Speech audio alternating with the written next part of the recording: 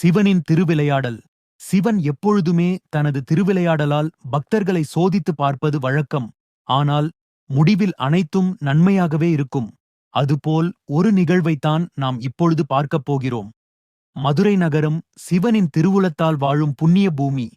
அந்த நகரத்தில் இருந்த பாண்டிய மன்னன் மிகுந்த நீதியுடன் ஆட்சி செய்தான். பக்தர்களுக்கு வழிபாடும் அறிஞர்களுக்கு விவாதமும் மிகுந்த மதுரை அறிவு கேள்விகளுக்கே சிறந்த இடமாக விளங்கியது.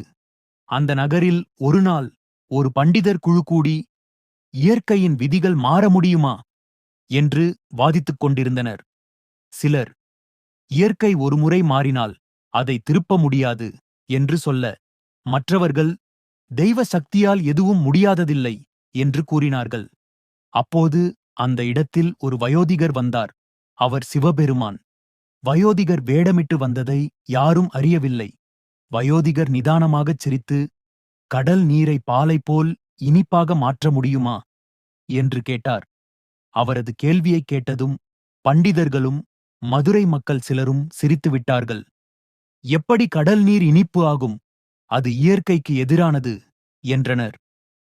மன்னன் இந்த வாதத்தை கேட்டபோது ஆர்வமடைந்தான். நீங்கள் சொல்வது உண்மையா? இயற்கையை மாற்ற முடியும் என்று சொல்கிறீர்கள்.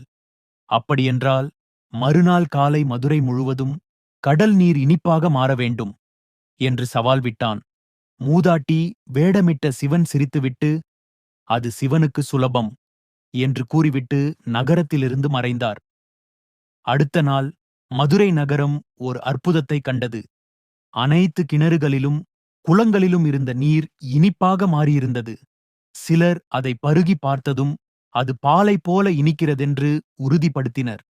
மன்னன் இது உண்மையா என பார்க்க கோயிலுக்குள் ஓடி வந்தான். அவன் திகைத்தபடி, இது எப்படி சாத்தியமா என்று கேட்டான். அப்போது சிவபெருமான் தனது மூதாட்டி வேடத்தை விட்டு தனது திருவுருவத்திலே தோன்றி, மன்னா, பக்தியில் உலகை மாற்றும் சக்தி உள்ளது. பக்தனின் உண்மையான சிரத்தையால் கடலும் பாலாகலாம் என்று கூறினார். மன்னன் அவரை வணங்கி, தன் அறிவு மட்டுமல்ல பக்தியும் முக்கியம் என்பதை புரிந்து கொண்டான். அன்றிலிருந்து மதுரை திருவிளையாடலின் மண்ணாக கருதப்பட்டது.